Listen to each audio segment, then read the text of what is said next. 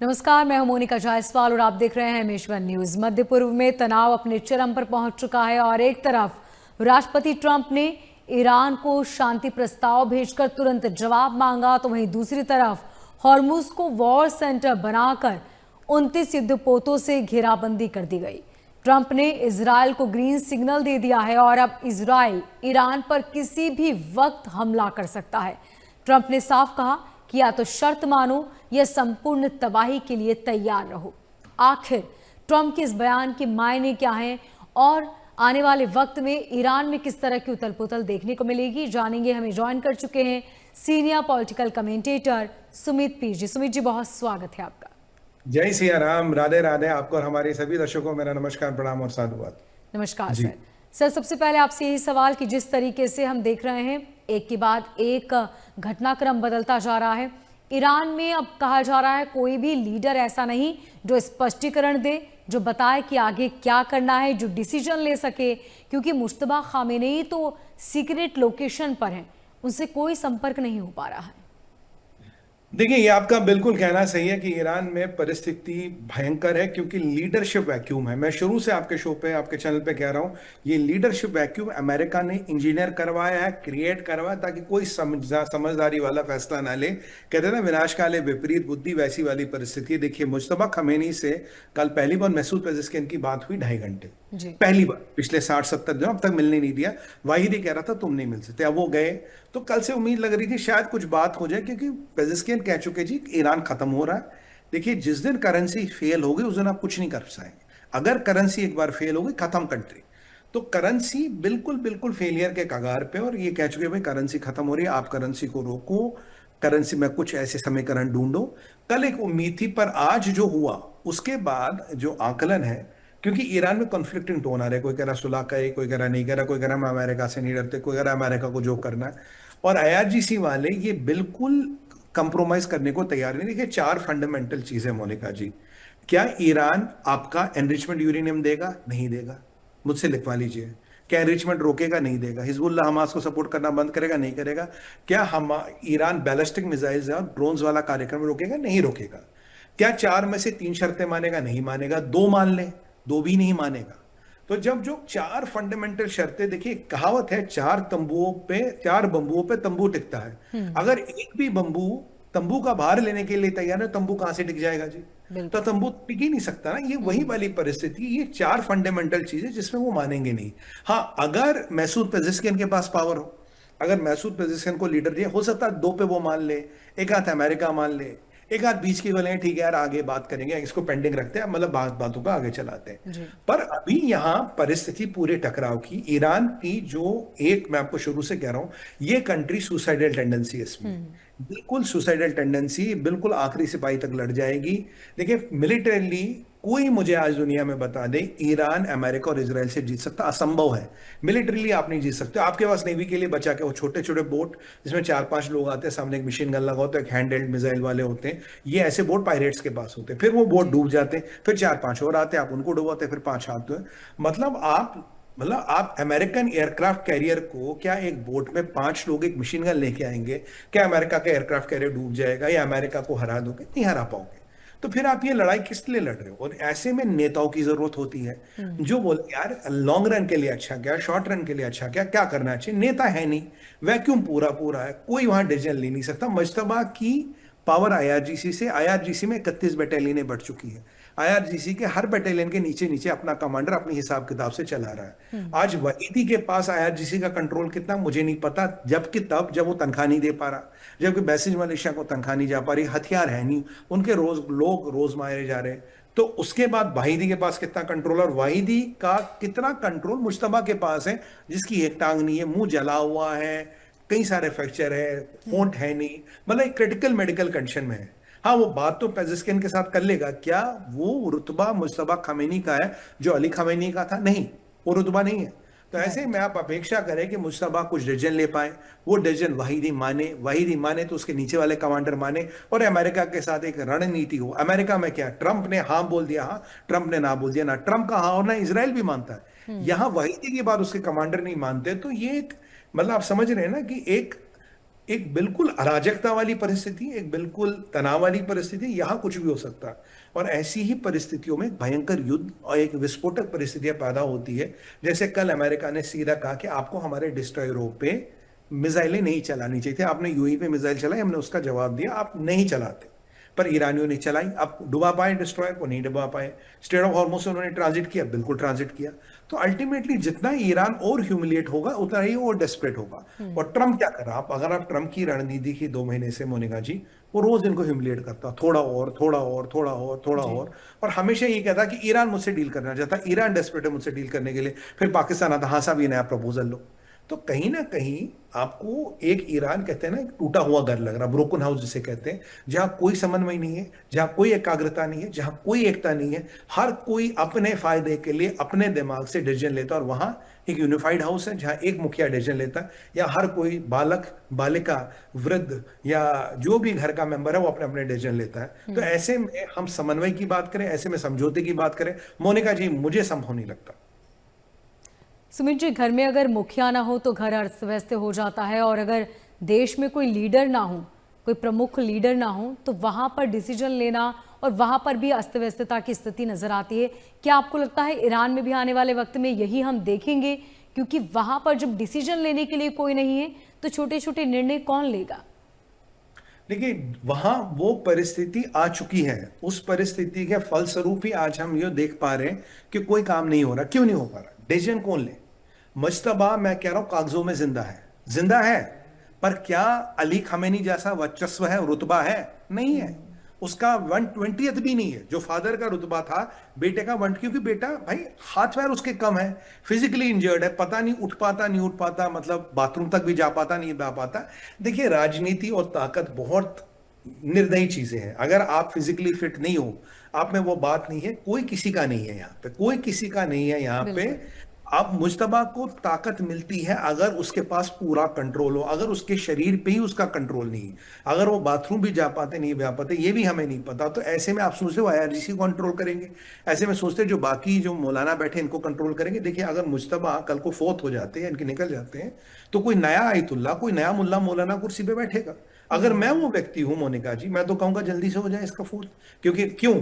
या इलेक्शन तो होता नहीं ना भाई, 5 साल बाद इलेक्शन हो जाएगा, मैं जीत जाऊंगा। या तो तभी कोई गद्दी पे बैठता है जब कोई ऊपर निकल जाता है।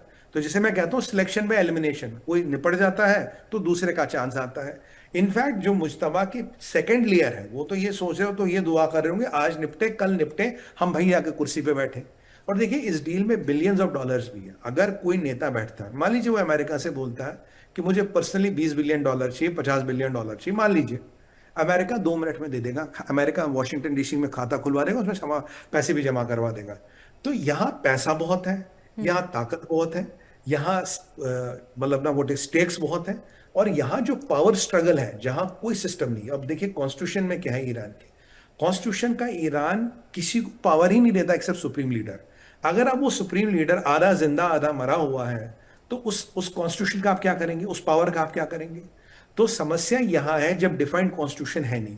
अब आप मुझे बताइए, वहीदी के पास ज्यादा पावर है मसूद पेजेस्किन के पास? मसूद पेजेस्किन के पास, पर क्या वो प्रैक्टिकली एप्लीकेबल है? नहीं है। वहीदी को ये पता है यार पेजेस्किन तो जिंदा रहेगा, मेरा शाम को नहीं पता, मैं हूं नहीं हूं, जब तक हूं अपनी चलाऊंगा। क्योंकि कहीं ना कहीं 2 लेयर ऑफ लीडर्स को एलिमिनेट तो कर दिया गया है। और अगर आप इसराइल की बात में कहता है मुश्तबा को भी मारेंगे, अमेरिका कहता है वहीदी को मारेंगे। ऐसे में जब जिंदगी का ही भरोसा नहीं है, जब जिंदगी में ही अनिश्चितता आ गई कि आज हम हैं कल नहीं है, तो जी मैं किसी की नहीं सुनूंगा। मैं भी वहां होना है, आप भी होंगे, मोनिका जी आप नहीं सुनोगे, कह रहे जब तक हमें अपनी चलाएंगे भैया, जो हमें ठीक लगेगा वो करेंगे। तो इसीलिए ये जो वैक्यूम आपको दिख रहा है, ये जो आपको चीजों का फैसला नहीं होता दिख रहा है, ये आपको कभी पल में तोला पल में माशा, कभी यस कभी नो, हर कोई अपनी राजनीति चला रहा है। वही कारण ये है। अराची का भी स्टेटमेंट आया जी, जब भी कुछ हम राजनीति के लिए कुछ अचीव करते हैं, अमेरिका आके मिलिट्री एक्शन करता, तो अराची से बोलो तुमने यूएई पे अटैक क्यों किया 3 दिन तक? 3 दिन बाद या 2 दिन बाद अमेरिका ने किया ना, तुमने क्यों किया? तुमने ओमान पे अटैक क्यों किया? तुम सऊदियों को धमकियां क्यों दे रहे हो? भाई अगर अराची भी तो एक वन साइडेड बात करे ना, या तो अपने कुंबे को कंट्रोल करे। अब देखिए, यूएस से मीडिया को कौन बोलता है? यूएस से मीडिया को 2 लोग एड्रेस करते हैं, डोनाल्ड ट्रंप 80%, कैरोलिन लेविट 5%, पीट हेग्सेट, डायन क्रेन 5%। यानी कि मीडिया का इंटरेक्शन मात्र 4 लोगों के पास है, जिसमें से 90% इंटरेक्शन प्रेसिडेंट के पास है। वहां कितने हैं? वहां तो 50 लोग दिन में आ जाते हैं बयान देने, अब किसकी बात माने, कौन सही है कौन गलत है, किसकी बात में दम है किसकी बात टोटल बकवास है, कहानी ये है मोनिका जी। ऐसे में अगर हम सोचे कि लॉजिकल डिसीजन मेकिंग होगी, नहीं होगी। ट्रंप ने कहा कि यार जब ये मुझसे फोन पे बात करते हैं तो साहब हम डील करना चाहते हैं, हम तो डील, पर जैसे ये लोग टीवी पे पहुंच जाते हैं, सोशल मीडिया पे, तब इनका वो छोटा मौलाना जागता है, कह रहा जहाद करेंगे, जन्नत जाएंगे, हम नहीं डरेंगे, तब ये वो वाला रेटोरिक बोलने लगते हैं। क्योंकि वहां डिसीजन मेकिंग एक आदमी के पास है, यहां डिसीजन मेकिंग किसी के पास नहीं है। मुश्तबा जब तक कागजों में जिंदा है तब तक यहां कोई फैसला नहीं होगा, क्योंकि लोग उसे जिंदा रखना चाहेंगे कागजों में। मुश्तबा के नाम पे काफी लोग दुकानें चला रहे हैं अपनी, हर कोई अपना फायदा लेना चाहता, हर एक किसी को पैसे चाहिए, हर किसी को बच्चों के लिए अमेरिकन पासपोर्ट चाहिए। हकीकत ये है, क्यों आप लरीजानी की बेटी कहां थी अमेरिका में, और आपका कासिम सुलेमानी की भाई की बेटी और उसकी बेटी कहां थी अमेरिका में। जब इतने बड़े बड़े नेताओं के बच्चे अमेरिका में ग्रीन कार्ड की लाइन में लगे, ग्रीन कार्ड होल्डर है, तो जो छोटा मोटा कमांडर है, वाहिदी है, कोई भी बड़ा कमांडर हो या कोई हो, वो ऐसा क्यों नहीं चाहेगा, आप बताइए। तो क्या इनमें आपस में ईमानदारी है, क्या इनमें आपस में समन्वय है, क्या ये आपस में ईमान के पक्के? आंसर है नो, ये आपस में ईमान के पक्के नहीं है। बट हाँ, जितना ज्यादा रेटोरिक बोलो, जितना ज्यादा जन्नत और जहाद की बात करो, उतना बड़ा नेता। वही वाली बात है कि पाकिस्तान की तरह है, जितनी वो, अब आप हाफिज सैयद और बाकियों में क्या फर्क है, मुल्ला मुनीर में और बाकी जनरलों में क्या फर्क है बताइए। मुल्ला मुनीर क्यों राइज किया? मुल्ला मुनीर जैसे कहीं जाता हो कुरान की आयतें पढ़ने शुरू कर दे तो लोग तालियां बजाते हैं, हाफिज साहब हाफिज साहब हाफिज साहब। बाजवा को ये खेल नहीं आता था, या ज़ियाउल हक को नहीं आता था, या खान को नहीं आता था, वो मौलाना नहीं थे, ये मुल्ला मुनीर मौलाना है। ये जाके 4-5 आयतें सुनाता, बात खत्म। मिलिटरीली कुछ करो ना करो, कुरान की 5 आयतें सुना लो, काम हो जाता है। इस्लामिक दुनिया ऐसे ही चलती है, और वहां भी वही वही कर रहे हैं। उन्हीं से तो मुल्ला मुनीर ने सीखा है। वो भी वहां जन्नत और जहाद की बातें करते हैं, भाई साहब यहाँ 5 आयतें सुना के निकल लेते पतली गली से। एग्जैक्टली ऐसे में ड्रामा हो सकता है, डिसीजन नहीं हो सकता मोनिका जी। और ट्रंप ने कहा कि शर्त माननी होगी ईरान को, वरना संपूर्ण तरीके से तबाही कर देंगे। क्या ईरान का अस्तित्व खतरे में आपको नजर आता है? क्योंकि जिस तरीके से ट्रंप ने कहा कि इस बार जो हमला होगा वो और ज्यादा खतरनाक होगा, और ईरान के पास अब बचने का कोई भी रास्ता नहीं है। देखिए, एक ईरान था 60 दिन पहले जिसकी पूरी तैयारी थी, पूरी, हाँ, पता था अमेरिका हमला करेगा।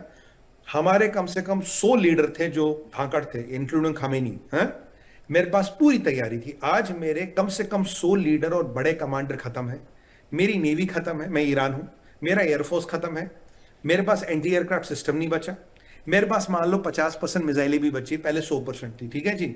मेरे पास कुछ भी, मेरे पास रडार नहीं बचा, चाइना ने मेरे से हाथ खींच लिया है, अमेरिका मेरे पे प्रेशर बना रहा है, कहीं ना कहीं चाइना भी मेरे साथ गेम खेल, रशिया ने कह दिया भाई जय राम जी की, ठीक है जी।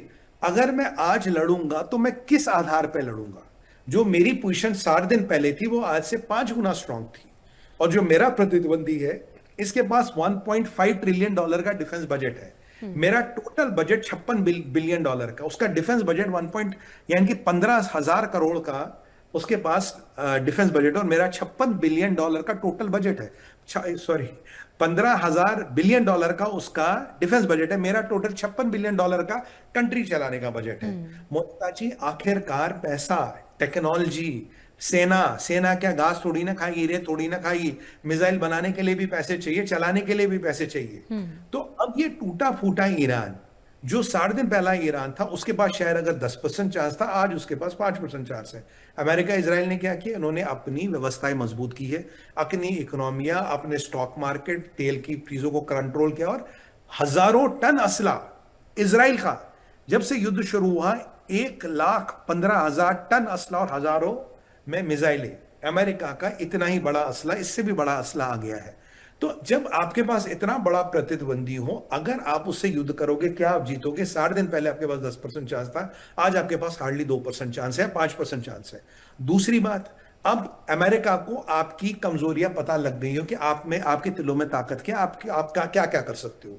चौथी बात, आप अमेरिका तक या इजराइल तक हमला करने का आपके पास एक मात्र साधन है, वो मिसाइल। चौथी बात, आपने अपने सब पड़ोसियों की ऐसी तैसी कर ली जो आपसे त्रस्त है, जो आपसे परेशान है, जो आपसे हैरान है कि भाई ये कर क्या रहे। पांचवी बात, सबसे इंपॉर्टेंट बात है, आपका खजाना खाली है, आपकी करेंसी फेल होने के कगार में, आप एक नेवल ब्लॉकेड में हो, ठीक है जी। सातवीं बात, कौन सा मुल्क है जो आपकी मदद करने को तैयार है? कौन सा मुल्क है जो आपको असला देने को तैयार है, आपको पैसा देने को तैयार है? कोई मुल्क नहीं है। तो अगर मैं इन चीजों का समावेश लूं ऊपर से लीडरशिप वैक्यूम, तो बताइए मोनिका जी, लॉजिकली बात करते हैं, कोई बायस नहीं रखते, क्या जो मैंने आपको 8-10 चीजें बताई, जब हम इनको लॉजिकली सोचेंगे, क्या कोई ये बता सकता है ईरान जीतेगा? अब ईरान करेगा क्या? वो अब करेगा कि जाने से पहले मैं तुम्हारा एक नुकसान करूं, जो बिल्कुल फिदायिनों की टेंडेंसी होती है। जैसे फिदायिन अटैक होता है, कहता मैं कुछ नहीं हो सका, अगर मैं कैंट के अंदर नहीं जाऊंगा संतरी को मार दूं। ये फिदायिनों की टेंडेंसी होती है, सेंट्री पोस्ट पे पूरी ताकत से हमला कर देते, शायद कई बार हमारे 1-2 भाई शहीद भी हो जाते हैं। तो ईरान उसी फिराक में कि अब अमेरिका को तो कुछ उखाड़ नहीं पाऊंगा, अमेरिका तो जा नहीं पाऊंगा, चलो एक आध एयरक्राफ्ट कैरियर, एक डिस्ट्रॉयर तो डुबा दूं। अगर उसने ये कर दिया, मान लीजिए भगवान न करे कल को हम बात करते हैं बतान उनका एम्फीबियस शिप है, या ट्रिपोली उनका एम्फीबियस शिप है, मान लीजिए डूब गया। आप जानते हैं ट्रंप कितना पागल हो जाएगा? आप जानते हैं ट्रंप न्यूक्लियर विकल्प भी यूज कर सकता है, ट्रंप कुछ भी कर सकता है, उसके बाद उसको लाइसेंस टू किल मिल जाएगा। अगर 5,000 अमेरिकन आपने मार दिए, आपने ट्रंप के हाथ में लाइसेंस टू किल दे दिया। देखिए 26/11 में आपने 4,000 अमेरिकन मार दिए, उसामा बिन लादेन ने। उसके बाद दुनिया भर में कितने मुसलमान मरे, कितने आतंकवादी मरे, कितने लोग अफगानिस्तान में, ईरान में, इराक में, पूरे इस्लामिक दुनिया में कितने लोग मरे? लाखों में। आपने कितने लोग मारे? 4,000। मरे कितने आपके यहां? लाखों में लोग मरे। जिस इस्लाम, जिस शरीयत या जिस उम्मत की बातें करते हो, अगर 4,000 लोग आपके मार के आपके पीछे लाखों में लोग मर गए, तो आपको मिला क्या? गाजा में जाइए, आपने 7 अक्टूबर किया, हमास ने बहुत मर्दानगी दिखाई, मर्द मुजाहिद आए थे मोटरसाइकिलों पे, आपने करीब 1,200 लोग मारे। गाजा में कितने लोग मरे जी? 80,000 लोग मर चुके, अब भी मर रहे हैं। 4,000 मरे, 80 गुना, 20 गुना लोग मर चुके हैं और अब भी मर रहे हैं। तो अल्टीमेटली वही ईरान के साथ होगा जो हिस्ट्री कहती है, जो ट्रेंड कहती है, जो लॉजिक कहता है। अगर अमेरिका के मरे तो वहां लाखों लोग मरेंगे। ये पूरे IRGC के एक एक बंदे को ढूंढ ढूंढ के मारेंगे, उनके परिवार भी इंपैक्ट होंगे। तो क्या ये जन्नत जाने की होड़ जीत है? पर एज पर IRGC कहते हैं हम तो भाई शिया है, हमारे में तो जन्नत से बड़ी कोई बात नहीं है, शहादत हमारा अल्टीमेट गोल है, हमें शाहिद होना। ये एक मानसिक सोच है या मानसिक दुर्बलता है, ये वो जाने। पर लाखों लोग मरेंगे, जीतोगे आप तब भी नहीं। अगर आपको मरने में जीत नजर आती है, जन्नत में जाने में जीत नजर आती है, वो आपकी मानसिक दुर्बलता का एक इल्यूजन हो सकता है। पर अगर मैं इस बात की बात करूं, इस धरातल की बात करूं, आप और आपका साम्राज्य खत्म, आप ध्वस्त हो चुके हो, आप खत्म हो चुके, आप शून्य बन चुके हो। लेकिन सुमित जी, एक सवाल मेरे जहन में बार बार आ रहा है कि ट्रंप ने इस तरह के दावे तो पहले भी किए हैं, और उनका ये कहना कि इस बार की तबाही बहुत खतरनाक होगी, ईरान के पास कोई रास्ता नहीं होगा बचने का। यदि अमेरिका ऐसा कुछ कर सकता था तो अब तक क्यों नहीं किया? देखिए अमेरिका, ये जो भी प्रकरण होगा मोनिका जी, इसमें बहुत लोग मरेंगे, बहुत लोग। जब आप बहुत लोग मरोगे तो आप पे एक जेनोसाइड का आरोप लगता है। तो ट्रंप क्या ड्रामा कर रहा है? ट्रंप ये ड्रामा कर रहा है कि मैं बड़ा पीस मेकर हूं, मैंने बहुत मौके दिए, मैंने 25 बार प्रपोजल भेजा, आपने रिजेक्ट किया, मैंने अपने जमाई को भेजा, मैंने अपने दोस्त को भेजा, मैंने अपने वाइस प्रेसिडेंट को, मैंने मुसलमान मुल्कों को इन्वॉल्व किया, मैंने जहादी पाकिस्तान को इन्वॉल्व किया, मतलब पाकिस्तान जैसे धोबी के कुत्तों से मैंने बात की कि चलो भाई तुम कुछ कर लो। बट जब कोई बात नहीं बनी, जब मुसलमान मुल्क पिटने लगे, UAE, ओमान, कतर, और जब फिर मेरे तुमने 5,000 4,000 लोग मार दिए, तब अमेरिका की अजमत पे बात आई। तो अमेरिका को बचाने के लिए, दुनिया को बचाने के लिए, अमेरिका की इज्जत बचाने के लिए, और यही तुम फिर रिपीट ना करो मिडिल ईस्ट पे, इसको बचाने के लिए मैंने विकल्प नंबर XYZ यूज किया, जिससे इतनी तबाही हुई। इस विकल्प को यूज करने के लिए आपके पास कारण होगा चाहिए। इतिहास उठा के देखिए मोनिका जी, जो न्यूक्लियर बॉम्ब ट्रूमैन के पास हमेशा था। जापान आता था, अमेरिका के जो शिप्स हैं या कुछ, या वर्ल्ड वॉर में ये जहाज लाता था, चिमनी के अंदर घुसते थे, ये जहाज फटता था। कामाकाजी जो वर्ड है, जापानीज वर्ड है। जब ये फटता था, ये जहाज पूरा के पूरा डूबता था। ठीक है जी, ट्रूमैन ने या किसी ने न्यूक्लियर बॉम्ब का यूज नहीं किया ना, ठीक है, वॉर है, चलेगा। जब उन्होंने पर्ल हार्बर किया, पर्ल हार्बर में जापान आया, अमेरिका में घुसा, पूरा हार्बर को खत्म कर दिया, हजारों अमेरिकन मर गए। ट्रूमैन को वो अवसर मिला, वो राजनीतिक विंडो मिली, जब वो उस बम का यूज कर पाया। फिर उसने उस बम का यूज किया। जब कामाकाजी अटैक हो रहे थे, तब भी लोग मार रहे थे, पर इतना बड़ा विनाश नहीं हुआ। राइट? जब इतना बड़ा विनाश हुआ, उसको एक जस्टिफिकेशन मिला, यार अब मैं ये वाला काम कर सकता हूं। उसने किया, उसके दिमाग में होगा, पर वो एक अवसर ढूंढ रहा था। और जापान ने बेवकूफी क्या कर दी, उसने वो अवसर उसके गोद में जाके रख दिया। मेरा डर ये है कि ईरान के मौलाना, जिनको मार्को रूबियो कहते हैं शिया क्लेरिक्स है, जहादी है, बिल्कुल है ये कोई ऐसा अवसर न रखे जिसके कारण इनकी ऐसी तैसी तो होगी। अब पता नहीं कितने बेचारे बेगुनाह लोग मरेंगे, पता नहीं कितने परिवारों तबाह होंगे, पता नहीं कितनों की आजीविका चलेगी, पता नहीं कितनों का विनाश होगा। हमें तो उस चीज से डर लग रहा है, बिल्कुल। क्योंकि वो रीजन अगर आपने दे दिया, वो अगला वाला खेल जाएगा। मैं हमेशा की बात कहता हूं, ये आज मैं नहीं कह रहा हूं, अपना यूट्यूब चैनल हो या मैं कहीं चैनल्स पे कह चुका हूं, मैं कह रहा हूं अमेरिका में there is always a true man. America में ट्रू मैन हमेशा कोई ना कोई है, राइट। वो प्रवृत्ति, वो मानसिकता अमेरिकन की है। अब उनकी उन्हें बस वो अवसर चाहिए। अगर आपने अवसर दे दिया, ये बंदा डोनाल्ड ट्रंप खेल जाएगा। मैं मतलब, आप शायद मेरी भाषा आपको बड़ी अभद्र लग रही होगी, पर मैं लिटरली कह रहा हूं मोनिका जी, ये खेल जाएगा। ये आदमी क्रेजी है, ये कर सकता है। अगर जो बाइडेन होता वो नहीं करता, या बुश होता उसमें इतनी हिम्मत नहीं थी, ये कर सकता था। एक बात बताऊं आपको, देखिए 8 अमेरिका के पुराने प्रेसिडेंट कह रहे थे ईरान को न्यूक्लियर बॉम्ब नहीं होगा, न्यूक्लियर बॉम्ब नहीं होगा। किसने ईरान का, कोई ईरान के साथ भिड़ा नहीं भिड़ा? जी। ये आदमी भिड़ा ना, ये आदमी भिड़ गया। ये आदमी वेनेजुएला में भिड़ गया, ये अभी कब बहुत जल्दी क्यूबा में हरकत करने वाला है। इसने मैक्सिको को टाइट कर दिया, इसने पूरे ड्रग कार्टल्स को ले लिया। कुछ तो इसने काम किए जो पिछले 8 प्रेसिडेंट नहीं कर पाए। अगर मैं इन चीजों का आकलन करते हुए अपना समावेश और अपना एनालिसिस दूं, मुझे लगता है अगर मौका आया शायद ये खेल जाए, शायद ये उस मौके को चूके ना, क्योंकि इसकी भी इज्जत का सवाल है। इज्जत छोटी, वैसे भी इसकी उम्र 80 साल है, कितनी साल जीना है इसने? ज्यादा साल तो नहीं बचे। तो बिल्कुल। अगर कर भी गया तो आप उसका क्या कर लोगे? उसके पास रीजन था, मेरे 5000 लोग मार दिए, मैंने उसके रिटेलिएशन में कर दिया। और ट्रेडिशनल, इसने एक और बात याद रखी मोनिका जी, एक बात की उसने करा, इससे पूछा गया कि आप न्यूक्लियर बम यूज करोगे? उसने कहा अगर मैं ट्रेडिशनल बम से जीत रहा हूं तो मुझे न्यूक्लियर बम यूज करने की जरूरत क्या? पर आप जरा इक्वेशन को घुमाइए, अगर ट्रेडिशनल बॉम्बों से या ट्रेडिशनल वेपन से मैं नहीं जीत पा रहा हूं, तो क्या इसका मतलब है मेरे पास न्यूक्लियर विकल्प खुला? मैंने आपके शो पे कहा था, ट्रंप ने यह नहीं कहा कि हम कभी भी न्यूक्लियर वेपन यूज नहीं करेंगे। मैं अपेक्षा करता था ट्रंप ये बोलेंगे, नहीं साहब न्यूक्लियर वेपन कभी यूज नहीं होगा, इसकी गारंटी मैं देता हूं। उसने ये वर्ड नहीं कहे। उसने कहा अगर मैं ट्रेडिशनल से जीत रहा हूं, न्यूक्लियर की जरूरत है। तो कल को अगर आप ट्रेडिशनल से नहीं जीत रहे हो, तो क्या आप न्यूक्लियर विकल्प पे जाओगे?